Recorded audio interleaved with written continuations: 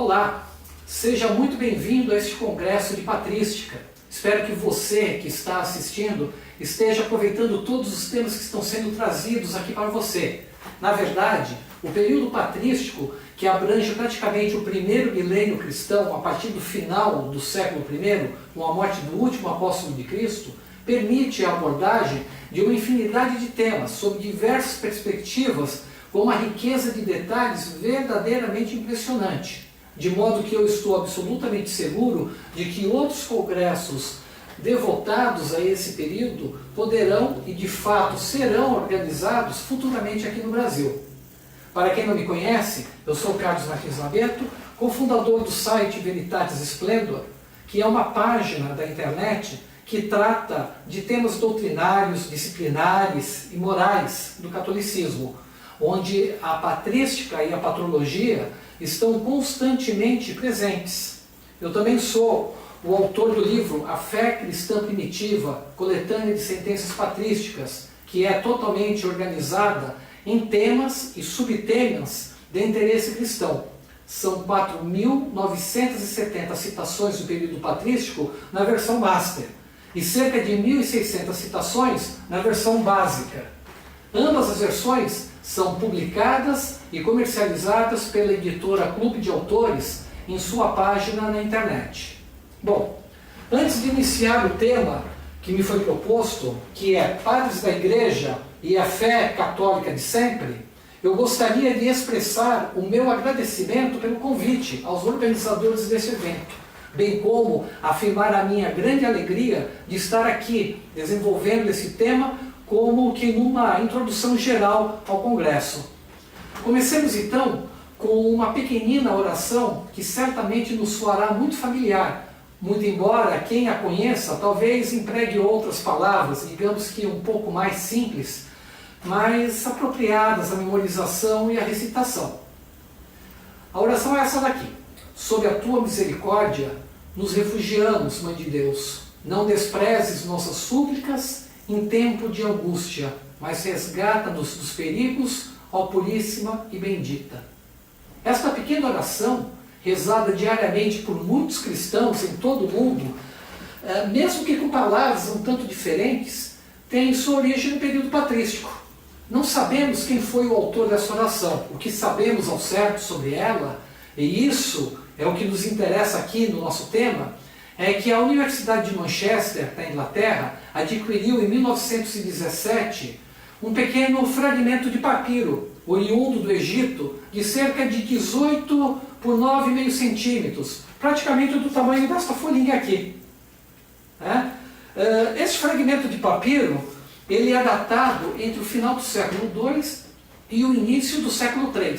O conteúdo grego foi decifrado apenas em 1939 e traz aqui, na quarta linha, um título mariano que nos é muito caro, Theotoque, Mãe de Deus.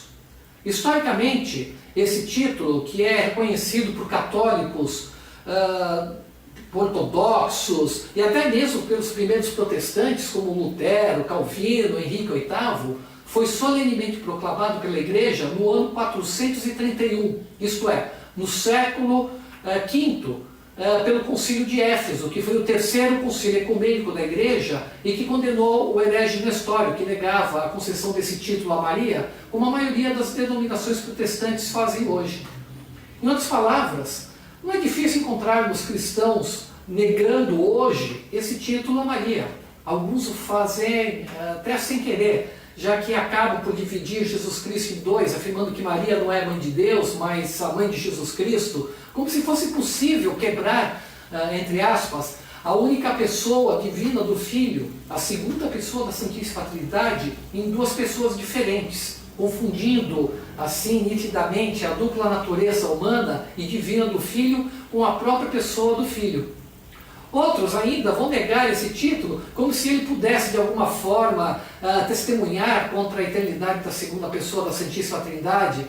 Fato esse que o próprio Concílio Ecumênico de Éfeso não deixou de apreciar e nem de resolver.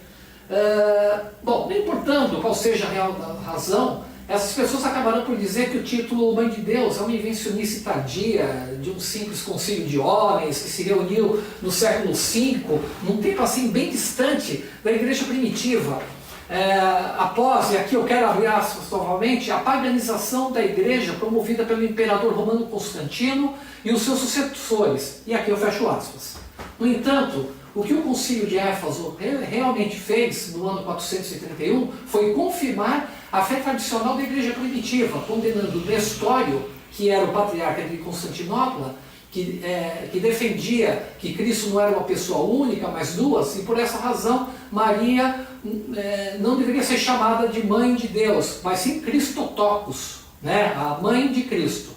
A condenação de Nestório pelo concílio de Éfeso, mais do que uma simples condenação, demonstra que encontramos o título de Mãe de Deus aplicado a Maria antes da sua confirmação pelo mesmo concílio. E não apenas antes do século V, mas bem antes, sendo que o mais antigo testemunho desse título seria o de Orígenes de Alexandria, que faleceu por volta do ano 254. Aponta-se que Orígenes teria empregado esse título mariano em seu comentário a Carta aos Romanos. Quem nos fala isso é a história eclesiástica de Sócrates de Constantinopla, também ele chamado Sócrates Escolástico, que faleceu por volta do ano 450, esse sim no século V. Mas veja que curioso, sabemos por Sócrates, que escrevia em grego, que Orígenes teria atribuído o termo grego Theotokos a Maria em meados do século III, no seu comentário à Carta aos Romanos. Porém, este comentário, escrito em grego, foi perdido. O que nos resta hoje dele é a sua tradução para o latim, feita por Rufino de Aquileia, entre o final do século IV e o início do século V, que traz o termo Theotokos e também nos traz a tradução latina de Mãe de Deus, ou uma expressão equivalente. Não obstante, é possível que essa tradução de Rufino não seja uma tradução integral, ou assim como outras traduções que ele fez, não reproduza fielmente o conteúdo da obra de Orígenes. Sabemos isso através de São Jerônimo, que era um ex-amigo de Rufino, que afirma que as suas traduções eram falhas e bastante livres. De fato, São Jerônimo chegou a retraduzir textos de Rufino justamente para apontar esses problemas. Então, essa referência de meados do século III, hoje perdida, não constitui para nós uma surpresa, nem mesmo um grande problema. Isso porque um fragmento de papiro que foi adquirido pela biblioteca John Highlands, da Universidade de Manchester, temos agora um texto anterior a Orígenes, que atribui o mesmo título grego, Theotokos, a Maria Santíssima. E o que é melhor, ao se tratar de uma oração, demonstra que o título de Mãe de Deus já estava em uso nos lábios das pessoas, pois a prece oral certamente é bem mais antiga do que as palavras escritas por um desconhecido nesse pequenino pedaço de papiro. A oração em si, portanto, oralmente falando, ela é de meados do século II para trás. Então não duvidem que o título Mãe de Deus não constitui uma inovação, uma invencionice tardia da Igreja Imperial pós-constantiniana. Não. É algo que pertence ao depósito da fé, uma verdade que foi transmitida à Igreja de geração em geração desde os primórdios da Igreja. Mas não é só isso. Esse mesmíssimo fragmento de papiro, com pouco mais de 20 palavras, distribuídas por apenas 10 linhas, nos revela outras coisas incríveis que muitos cristãos hoje, infelizmente, negam apenas por negar, sem amparo bíblico, tradicional e muito menos magisterial. Vejamos novamente a oração grega com um pouco mais de atenção. Sob a tua misericórdia nos refugiamos, Mãe de Deus. Misericórdia.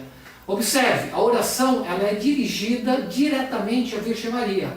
Logo, a Virgem não está, como alguns afirmam hoje, inconsciente, dormindo, morta, aguardando passivamente a ressurreição da carne no fim dos tempos. Não, ela está viva no céu. Ela pode ouvir as nossas preces, nós podemos nos confiar filialmente a ela, pois como toda boa mãe, ela nos escuta, nos acolhe. Né? Mãe de Deus é um título que é dedicado a uma pessoa de carne e osso como nós, uma pessoa que não é divina. Logo, também não é ilícito confiar títulos de louvor àqueles que são exemplos, os santos e a Maria especialmente, por sua íntima relação com Deus, principalmente com seu filho, que certamente a escuta. A oração continue. Não despreces nossas súplicas em tempos de angústia, mas resgata-nos dos perigos. O poder intercessório de Maria não só é uma possibilidade teórica, ocasional ou excepcional, como poderíamos nos equivocar ao ler o episódio das bodas de Caná, restringindo-nos exclusivamente ao texto bíblico, como faz boa parte das denominações protestantes, sem o auxílio dos padres da igreja primitiva. É também uma realidade prática, realmente experimentada pelos seus filhos espirituais. Não há dúvida, ela está sempre pronta a dizer para o seu filho: eles não têm mais vinho. E o seu exemplo simples e maternal sempre nos fará lembrar, em nossos tempos de angústia, aquelas mesmas palavras que ela dirigiu aos servos dos noivos: fazei tudo aquilo o que ele, Jesus, nos disser. Assim, nós somos resgatados dos perigos. Por isso mesmo, não é à toa que vem à mente um ou outro título popular que é muito aplicado: advogada nossa. E agora, para concluir a prece, mais dois reconhecimentos: ó Puríssima, ó Bendita. Como enxergar aqui uma confirmação da santidade total e ímpar de Maria? Puríssima poderia indicar não apenas a santidade pessoal da Mãe de Deus, o que é de se esperar, eis que ela será bendita por todas as gerações, como nos afirmou o evangelista São Lucas, a partir das palavras inspiradas que a própria Virgem pronunciou no Magnífica. Podemos então ter aqui um germe da sua Imaculada Conceição, sendo puríssima um superlativo para algo que já é em si só absoluto, pura. Ela estaria inclusive livre do pecado original, muito possivelmente desde a sua concepção. Pois bem, eu quis fazer essa longa consideração, nessa oração, porque nesse pequeno papiro que poucas pessoas conhecem e muitas pessoas recitam sem saber a sua origem, encontra-se um outro fato, que tal como esse pequeno papiro esteve por muito tempo perdido e esquecido, da mesma forma, perdidas e esquecidas, se encontraram nas antigas bibliotecas e mosteiros da Europa e da Ásia muitas obras escritas no período patrístico, quer por grandes santos como Clemente de Roma, Inácio de Antioquia, Irineu de Leão, Cipriano de Cartago, Agostinho de Hipona, que conhecemos como santos padres, quer ainda por pessoas que viveram imperfeitamente no seio da igreja, como Tertuliano de Cartago, Eusébio de Cesareia, Sócrates de Constantinopla, tidos por escritores eclesiásticos. Como quer que seja, a igreja é eternamente grata a todos esses autores, a esses grandes escritores que puseram por escrito grande parte da tradição apostólica oral, que embora não conste explicitamente da Bíblia, esta apoia implicitamente e a tem por fiel depósito. Além disso, esses homens guardaram e apresentaram a correta interpretação da Bíblia, a ponto de o Papa João Paulo II afirmar que os melhores intérpretes das Sagradas Escrituras são, de fato, os padres da Igreja. E por mais incrível que isso possa nos parecer, estamos, de certa forma, redescobrindo essas obras, muito embora elas sempre tenham estado no seio da Igreja. Prova disso é o último catecismo oficial da Igreja Católica, também do Papa João Paulo II, que nos traz inúmeras citações retiradas de obras desse período. E mais do que isso, a leitura de autores desse período tem trazido muitas pessoas de volta à igreja. Eu, inclusive, há quase 3 décadas. Sim, não raramente muitos cristãos separados retornam à comunhão com a igreja de Roma, ou como eles preferem dizer, eles atravessam o Tibre, após tomarem contato com esses autores e seus escritos, constatando por si mesmos qual era a fé cristã primitiva e descobrindo que ela ainda é professada hoje, exatamente naquele local onde eles menos esperavam. Então, quem quer, entre aspas, retornar à igreja primitiva, à igreja dos primeiros cristãos, não tem como deixar de considerar os autores desse período, que abrange quase todo o primeiro milênio cristão, antes do surgimento do período denominado escolástico. Mas não nos cabe, por total falta de tempo, tratarmos aqui das relações entre esses dois períodos, ou como se deu a migração de um período para o outro. eu quero recordar aqui que geralmente o período patrístico é subdividido em 2 ou 3 fases. Aqui subdivide em 2 fases, pré-constantiniano e pós-constantiniano. E aqui o subdivide em 3 fases. Uma fase pré-nicena, até o Concílio de Nicéia, fase de ouro, com seu auge com Santo Agostinho no Ocidente, e São João Crisóstomo no Oriente, e a fase de decadência, sobretudo a partir do século VI. A doutrina católica ela pode ser encontrada dentro de todo esse período, principalmente na primeira subdivisão pré-constantiniana, né? Logo após a Era Apostólica.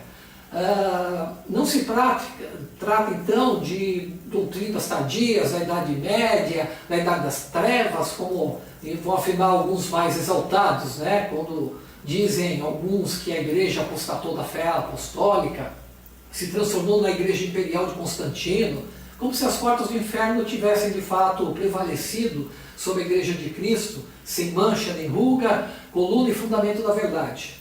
Então eu vou apontar agora mais alguns testemunhos da fé primitiva, trazidos diretamente dessa primeira fase, anterior ao Imperador Constantino. Comecemos pelas próprias Sagradas Escrituras. Hoje, nós chamamos as Sagradas Escrituras como Bíblia. Né? Hoje qualquer católico sabe o que é uma Bíblia. Ele vai numa livraria católica, pede para o vendedor uma Bíblia e lhe dão nas suas mãos um livrão, né? Com mais de 1000 páginas. Aí ele abre aqui o índice e aí ele constata que tem 72 livrinhos distribuídos entre uma capa e a outra capa, verifica que 45 desses livrinhos estão numa seção chamada Antigo Testamento e que os outros 27 livrinhos estão numa outra seção chamada Novo Testamento. Ele vê esses 72 livros são palavra de Deus, acredita na sua inspiração pelo Espírito Santo, que todos eles são inteiramente úteis para que se tornem perfeitos para toda boa obra. Tudo bem. No entanto, se ele mostra essa Bíblia para um cristão protestante, este lhe dirá que o Antigo Testamento só tem 66 livros e não 72, de modo que 7 livros em específico devem ser desprezados por serem apócrifos, não serem inspirados, possuírem um monte de erros e assim serem inúteis para o cristão. Mas se voltarmos para o fim da Era Apostólica, início do período patrístico, o que é que encontramos de fato? Primeiramente, não existe um livrão, uma Bíblia. Existem inúmeros rolos contendo obras separadas ou um conjunto de pequenas obras reunidas, como no caso dos 12 profetas menores do Antigo Testamento ou das cartas pastorais de São Paulo no Novo Testamento. Há ainda inúmeros rolos contendo obras apócrifas, mas que algumas comunidades consideram escrituras sagradas, como se dá, por exemplo, na Epístola de São Judas, que cita trechos de livros apócrifos de Enoque, a Assunção de Moisés. Por fim, e para complicar um pouco mais, há rolos conhecidos, manuseados por algumas comunidades, que são totalmente desconhecidos por outras, como, por exemplo, a Carta aos Hebreus e o Apocalipse de São João. Segundo, não há uma lista exata de obras consideradas inspiradas, principalmente quanto ao Novo Testamento. E no que diz respeito ao Antigo Testamento, há discordância até mesmo entre os judeus. Os saduceus, por exemplo, creem apenas nos 5 primeiros livros da Bíblia, que seria o Pentateuco, né, que eles chamam de lei. Os fariseus, no final do século I, ou seja, depois de Cristo, vão dizer que são 22 livros, incluindo os livros da lei, livro de profetas e outros livros. Mesmo assim, 2 escolas judaicas vão discutir a sacralidade de alguns desses livros, como Esther e Eclesiastes. Os samaritanos aceitam a lei e ainda um ou outro livro profético. Já os essênios têm uma biblioteca gigantesca de livros sacros, incluindo alguns livros deuterocanônicos, como Tobias, Eclesiástico, e alguns livros da própria comunidade, como o Código de Bronze, mas desprezam outros como Esther. Por fim, temos ainda aqueles judeus que se encontravam espalhados pelo mundo, na diáspora, sobretudo no Egito. Esses aceitam livros que estaria numa tradução que eles fizeram chamada Septuaginta, e que é basicamente o que está na Bíblia Católica. Tá? Então, os primeiros cristãos, eles não tinham um cânon pronto. Tá? E o que ocorre? Os judeus também não tinham. Então, eles vão saber que os cristãos estão usando a Septuaginta e passam a rejeitar totalmente a Septuaginta também. E os livros a mais que teriam na Septuaginta, né, que eram usados para a instrução cristã. Mas isso pouco importou para os primeiros cristãos, porque o que importa é Cristo. Então, quando tomamos contato com os primeiros escritos cristãos, encontramos neles alusões expressas àqueles 7 livros que os protestantes tiraram definitivamente das suas Bíblias apenas no século XVIII. Né? Os fariseus do século I diziam que não eram inspirados. Mas os reformadores não tiveram coragem de removê-lo das suas Bíblias. Preferiram passar para um apêndice entre um testamento e o outro, ou então mandaram para o final das suas Bíblias. Tá? Mas, por exemplo, Clemente de Roma, o terceiro Papa após São Pedro, ainda no século I d.C., cita Sabedoria, Tobias, Judite, Eclesiástico e partes deuterocanônicas de Daniel. A mesma coisa, Policarpo de Esmina, que cita Tobias, Orígenes vai citar Sabedoria, Tobias, Judite, 2 Macabeus, algumas partes deuterocanônicas de Daniel e Esther. Cipriano de Cartago vai citar Sabedoria, Tobias, Baruque, Macabeus e partes deuterocanônicas de Daniel, e por aí vai. A opinião contrária de São Jerônimo, do século V, contra os deuterocanônicos, não foi aceita pela Igreja. E o próprio São Jerônimo vai fazer citações dos deuterocanônicos como escrituras inspiradas. Então não há dúvida de que os primeiros cristãos receberam os deuterocanônicos como escritura sagrada, como depois reconheceu, após a paz de Constantino, nos séculos IV e V, diversos concílios regionais, como Roma, Hipona, Cartago III, Cartago IV. Não foi invenção tardia de Constantino, ou hipertardia do Concílio de Trento, do século XVI, para combater o protestantismo. E no Novo Testamento não foi muito diferente não. A Igreja, desde logo, sabia que existiam diversas escrituras sagradas redigidas pelos apóstolos ou pelos discípulos diretos dos apóstolos. Mas estavam espalhados e não se sabia quantos eram, onde estavam exatamente guardados. Por isso, cada igreja local tinha o seu próprio conjunto de rolos contendo alguns desses escritos do Novo Testamento. Logo, não existia uma Bíblia como a temos hoje. E isso já é suficiente para deixarmos de aceitar certas afirmações, como a ideia de uma só escritura, de que apenas a Bíblia é regra para o cristão. Ora, além de tal ensinamento não se encontrar na Bíblia, os primeiros cristãos dos primeiros 4 séculos não teriam nem como aplicá-la, porque nem sequer sabiam qual era a extensão do cânon bíblico. Aliás, foi por causa de um herege chamado Marcião, do século II, que desprezava totalmente o Antigo Testamento e repudiava quase que todo o Novo Testamento, com exceção apenas do Evangelho de Lucas e da maioria das cartas de São Paulo, e mesmo assim ele fazia correções que a Igreja Católica passou a discernir e agrupar os livros sagrados, separando-os daqueles realmente apócrifos, não inspirados e que não eram poucos. Foi deixando de adotar os rolos e passando a empregar os códices, ou seja, o formato de folhas encadernadas, como os nossos atuais livros, que foi possível reunir de modo exato, sob uma mesma capa, a partir do final do século IV, as escrituras sagradas que constituem a Bíblia, palavra grega que significa livros, ou seja, livro no plural. Só assim passamos a ter uma Bíblia bem definida e delimitada. Podemos então encontrar nas obras patrísticas praticamente tudo que temos considerado dentro da Igreja. Vamos citar agora, de modo geral, alguns outros trechos interessantes sobre várias questões retiradas todas do período pré-constantiniano. Tá? Você já reparou que o símbolo dos apóstolos, isto é, o credo, que normalmente recitamos na missa aos domingos, possui um longo trecho destinado à encarnação e ressurreição da segunda pessoa da Santíssima Trindade? Observe agora esse pequeno trecho de Santo Inácio de Antioquia, do início do século II, extraído da sua carta Australianos, capítulo 9.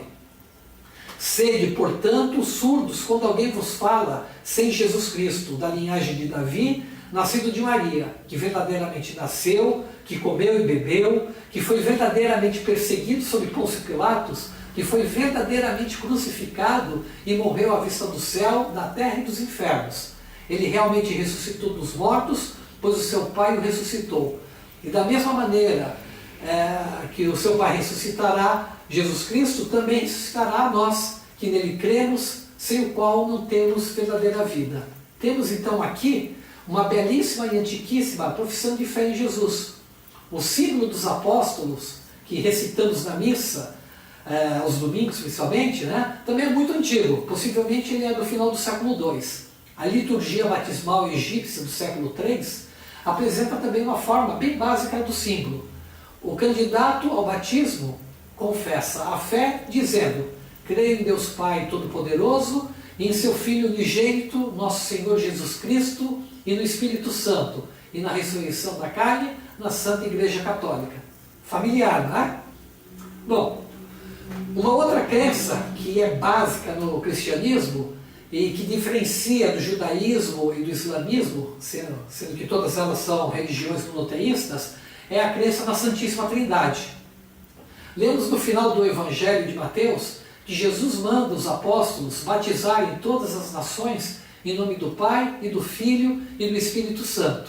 Hoje, porém, encontramos algumas denominações cristãs batizando apenas no nome do Senhor Jesus, informalmente ou por querer de fato afastar categoricamente a Trindade, como se esta fosse uma invencionice.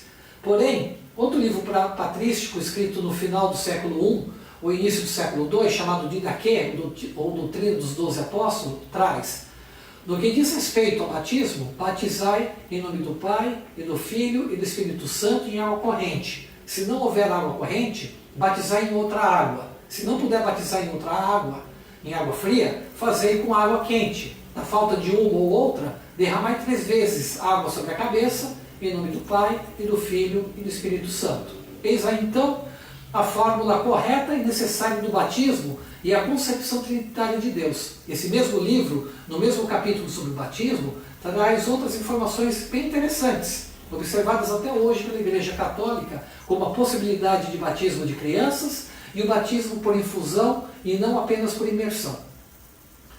Algo que também ouvimos muito atualmente é sobre a abrangência do termo Virgem Maria. Para muitos, Maria é uma mulher como qualquer outra.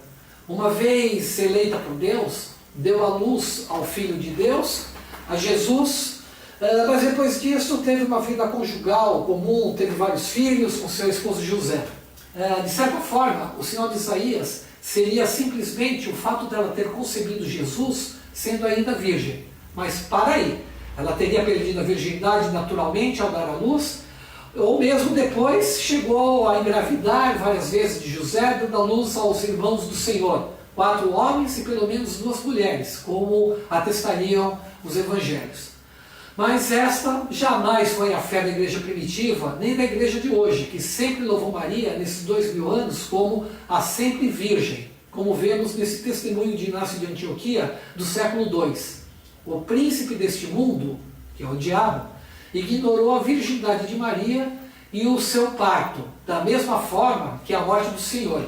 3 mistérios que se realizam no silêncio de Deus. Repare aqui que são 3 mistérios proeminentes, incluindo o parto. Clemente de Alexandria afirma ainda mais explicitamente entre o final do século II e o início do século III. Depois dela, Maria, ter dado à luz, afirmam alguns que uma parteira a atendeu e descobriu que ela permanecera virgem. E ainda, Orígenes vai complementar meados do século III. Com efeito, todos os que julgam de maneira ortodoxa acerca de Maria sabem que ela não teve outro filho além de Jesus. Então, não foi à toa que São Jerônimo, no século V, ficou profundamente indignado e chegou a dedicar um escrito total para refutar um herege que negava a virgindade perpétua de Maria. e que podemos dizer, ainda hoje, também nos causa profunda indignação, ver um cristão negar algo que sempre foi professado pela igreja, desde os primórdios, e até mesmo por vários reformadores protestantes. Temos hoje homens de pouca fé que não mais creem em milagres. Para eles, o contrário do que afirma a Bíblia, há coisas impossíveis para Deus, como a virgindade perpétua de Maria. Poderíamos ficar aqui falando horas, horas, horas e mais horas, demonstrando que por graça e promessa divina, podemos encontrar a fé primitiva preservada na Igreja Católica. Podemos encontrar no período patrístico, muitas vezes, sem precisar recorrer para a sua fase de ouro, esclarecimentos sobre praticamente qualquer assunto que possa nos passar pela cabeça. Encontramos aí resposta de como a Igreja concebia a questão, como a interpretava, como esclarecia, como tratava.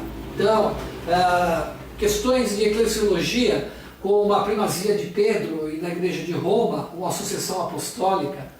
Questões de mariologia, como a sua descendência davídica, e pontos diversos de dogmática mariana. Questões de angiologia, como a existência dos anjos e a sua intercessão. Questões de sacramentologia, como números dos sacramentos e a sua aplicação. Questões de bibliologia, como a definição do cânon e a interpretação de quase toda a Bíblia, tão elogiada pelo Santo Padre João Paulo II, e até mesmo questões disciplinares e morais que nos afligem até hoje, como o celibato e o aborto e várias outras. Foi a vontade de catalogar e classificar essas citações segundo os mais diversos temas, bem como a existência de algo semelhante em língua portuguesa, que deu origem a este meu livro, A Fé Cristã Primitiva. Por outro lado, tenho que dizer que é realmente uma pena, uma grande perda, né? Realmente lamentável, que muitas obras do período pré-Constantino tenham desaparecido em razão das terríveis perseguições que se abateram sobre os primeiros cristãos, né? Principalmente aquelas perseguições que foram promovidas pelas forças imperiais, não só em Roma, que é a sé principal da igreja, mas também em todo o império, até a assunção de Constantino ao trono imperial. A paz de Constantino permitiu uma continuidade perfeita entre a fase anterior e a nova, a fase de ouro, que nos permite enxergar claramente, sem preconceitos, como que as questões eram tratadas pela igreja primitiva. Por isso, muitos autores irão falar da unanimidade dos padres da igreja, tamanha unidade de pensamento, de modo que sabemos que estamos realmente distantes de normas seguras, que determinadas doutrinas foram de fato reveladas por Deus. Estou certo que no decorrer das outras palestras previstas para esse congresso, tudo isto estará muito bem demonstrado. A minha palestra aqui, hoje, constitui apenas um aperitivo, né, para a bela refeição que está por vir e ser servida aqui nesse congresso. Eu quero agradecer assim mais uma vez ao convite para estar aqui, dedicando algumas palavras a você, e faço votos de que outros congressos tratando dessa temática, que é um verdadeiro tesouro, sejam organizados e incentivados. Que o Senhor te abençoe e proteja pela intercessão da bem-aventurada e sempre Virgem Maria e de todos os anjos e santos. São Clemente de Roma, Santo Inácio de Antioquia, Santo Irineu de Leão, São Cipriano de Cartago, rogai por nós. Santo Atanásio de Alexandria, São Gregório de Nazianzo, São Basílio de Cesareia, São João Crisóstomo, rogai por nós.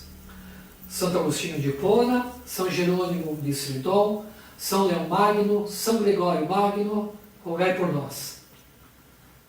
Bom, para finalizar, gostaria de encerrar aqui a minha participação com uma outra breve oração, que embora não seja desse período, bem resume o que nele de maior restou demonstrado, ainda que permaneça para nós um imenso e insondável mistério, a Santíssima Trindade.